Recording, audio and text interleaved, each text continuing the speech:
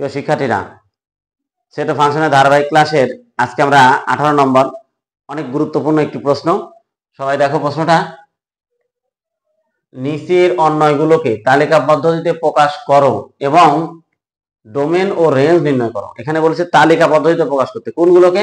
অন্বয়গুলোকে। অর্থাৎ এখানে প্রশ্ন আছে দুইটা।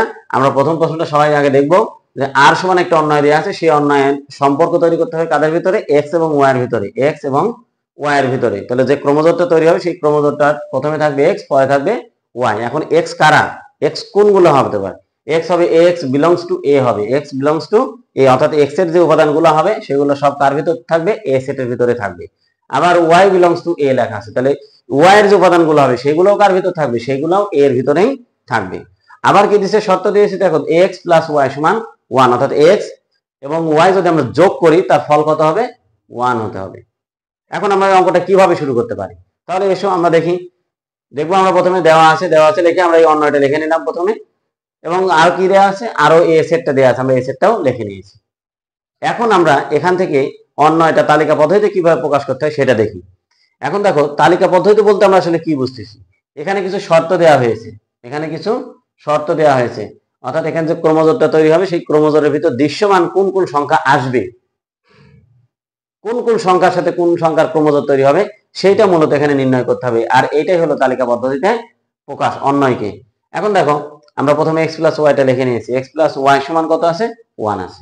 এখান থেকে আমরা যদি ওয়াইটা তার নির্দিষ্ট জায়গাতে রেখে দিই, প্লাস আছে, তাহলে এক্সটা কোন পাশে আছে? সমানের বাম পাশে আছে। যদি এটাকে আমরা পক্ষান্তর করি তাহলে এখানে কি চিহ্ন আছে? প্লাস চিহ্ন আছে। তাহলে সমানের বাম পাশে যদি প্লাস চিহ্ন থাকে তাহলে এটা ডান পাশে গেলে কি হবে? ডান পাশে গেলে মাইনাস হবে। তাহলে one minus x, one minus x. এখন এখান থেকে আমরা তালিকা পদ্ধতিতে যাওয়ার জন্য একটি টেবিল ব্যবহার করব। সেই টেবিলটা আমরা কিভাবে লিখবো? দেখো, এই যে ডান পাশে যেটা আছে চলক, কোন সমীকরণের ডান পাশে যে চলক থাকে তাকে আমরা বলবো স্বাধীন চলক। এটাকে কি বলবো আমরা? স্বাধীন চলক। আর এটাকে বলবো আমরা অধীন চলক। এখন স্বাধীন চলকের এখানে মান দেয়া আছে এগুলা, তাহলে আমরা লিখবো যে এক্স বিলংস টু এ এর জন্য ওয়াই সমান ওয়ান মাইনাস এক্স নির্ণয় করি। তাহলে আমরা কিভাবে নির্ণয় করবো দেখি। দেখো, প্রথমে আমরা একটি টেবিল দিব। কি দিলাম? আমরা একটি টেবিল দিলাম। এখন এই টেবিল দেওয়ার পরে এখানে দেখো যে এই তো টেবিল। এখন এই টেবিলটারে একটাতে হবে এক্স, একটাতে ওয়াই। তাহলে আমি এখানে লিখলাম এক্স, এখানে কি লিখবো আমরা? ওয়াই। এখন এক্স এর মান কি কি হবে? মাইনাস টু মাইনাস ওয়ান, তাহলে মাইনাস টু, তারপরে কি হবে? মাইনাস ওয়ান, জিরো, এই যে জিরো, তারপরে কি আছে দেখো তো? ওয়ান আছে, ওয়ান, তারপরে কি আছে? টু আছে। তাহলে এক্স এর ঘরটা আমরা ফিল আপ করে নিলাম। কি লিখছে এখানে? এক্স বিলংস টু এ এর জন্য ওয়াই সমান ওয়ান মাইনাস এক্স নির্ণয় করি। এখন এই এক্স এর মান কত? প্রথমটা মাইনাস টু, কোথায় বসাবো আমরা? এই জায়গাতে বসাবো। তাহলে দেখো এখানে কি লিখছে আমরা? ওয়াই সমান ওয়ান মাইনাস এক্স আছে, এইটা। তাহলে আমরা এক্স সমান যদি আমরা মাইনাস টু লিখি, কি লিখি? মাইনাস টু লিখি, তাহলে ওয়াই সমান আমাদের কি হচ্ছে? One minus minus two. এই যে ওয়ানটা জায়গাতে আছে, আর এই যে এক্স এর মান মাইনাস টু, এই মাইনাস টু এখানে লিখছি। তাহলে এখন ওয়ান জায়গাতে থাকলো, মাইনাস মাইনাসে কি হবে? প্লাস, আর দুই এক দুই, তাহলে এক আর দুই দুই আমরা যোগ করি, কত হচ্ছে? তিন হচ্ছে। তাহলে এইখানে আমরা কত লিখবো? তিন লিখবো। ঠিক একই রকম ভাবে যদি আমরা এখানে মাইনাস ওয়ান বসাই, কত বসাবো? মাইনাস ওয়ান বসাবো। দেখো এক্স সমান যদি মাইনাস ওয়ান হয়, এবার আমরা খুব শর্টে করবো, তাহলে ওয়াই সমানটা কি হচ্ছে? ওয়াই সমান হচ্ছে one minus minus one. X এর মান কত বসালাম আমরা? Minus one. তাহলে কি হচ্ছে? ওয়ান মাইনাস ওয়ান হচ্ছে প্লাস ওয়ান, সমান কত হচ্ছে? টু হচ্ছে। তাহলে এই জায়গাটা আমরা লিখবো টু। পরেরটা কি আছে? জিরো আছে। তাহলে আমরা দেখি ওয়াই সমান ওয়ান মাইনাস, এই যে এক্স এর মান জিরো বসাবো আমরা। কত বসাবো? জিরো। তাহলে এক্স এর মান যদি জিরো দিই তাহলে ওয়ান থেকে জিরো বাদ গেলে কত থাকে? ওয়ান থাকে। তাহলে আমরা এখানে ওয়ান লিখবো। ঠিক একই রকম ভাবে এরপরে কত আছে? ওয়ান আছে। তাহলে ওয়াই সমান, এই জায়গাতে কিন্তু মান বসাচ্ছি আমরা প্রত্যেকবার। তাহলে ওয়ান মাইনাস এই যে এক্স ওয়ান, তাহলে এক থেকে এক বাদ গেলে, ওয়ান থেকে ওয়ান বাদ গেলে জিরো হয়। তাহলে এখানে আমরা জিরো লিখবো। এখন দেখো টু লিখবো আমরা। ওয়াই সমান ওয়ান মাইনাস কত? টু। ওয়াই সমান কত? Minus two. তাহলে এটা সমান আমরা কি পেলাম? মাইনাস বেশি আছে, মাইনাস ওয়ান। এইখানে আমরা লিখলাম মাইনাস ওয়ান। এইভাবে আমরা ওয়াই এর মানগুলা নির্ণয় করছি। কিসের মান নির্ণয় করলাম? ওয়াই এর মান নির্ণয় করলাম। এই অংশটুকু এটা রাফ, এটা খুবই গুরুত্বপূর্ণ, এটা তোমরা রাফ করে দেখবে। এখন আমরা যেটা করব সেটা দেখো যে ওয়াই এর যে সংখ্যাগুলো আমরা পেয়েছি মানগুলো, এই মানগুলো আমরা দেখবো এ সেটের ভিতরে আছে কিনা। দেখো তো এখানে 3 পেয়েছি, 3 কি আছে এ সেটের ভিতরে?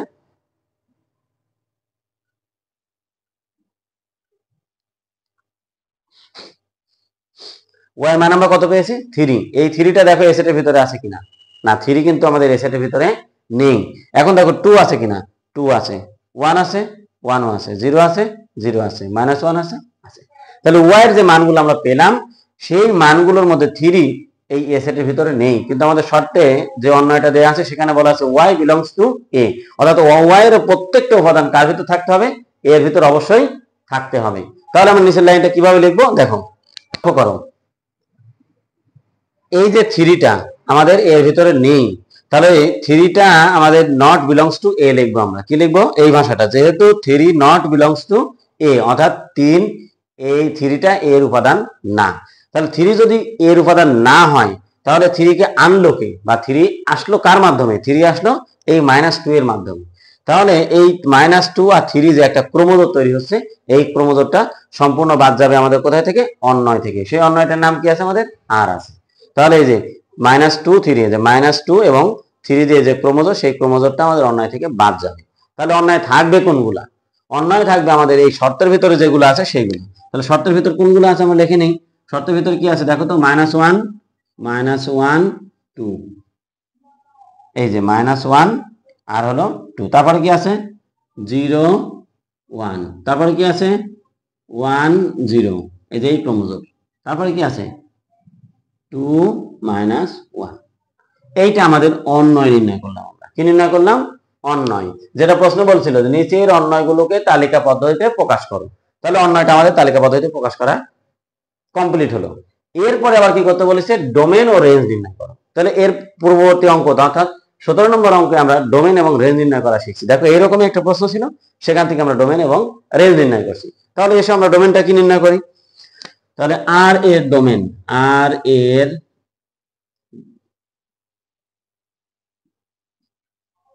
দেখো আর এর ডোমেন তাহলে কোনগুলো হবে? আর এর ডোমেন হবে প্রত্যেক ক্রমজোড়ের প্রথম উপাদান। তাহলে এখানে আছে -1, এখানে 0, এখানে 1 আর এখানে 2। তাহলে হবে কত? -1, এখানে কত? 0, এখানে 1 আর এখানে 2। তাহলে এটা হলো আমাদের কি? এই আর এর ডোমেন। এবং রেঞ্জটা কি হবে? রেঞ্জ এবং রেঞ্জ,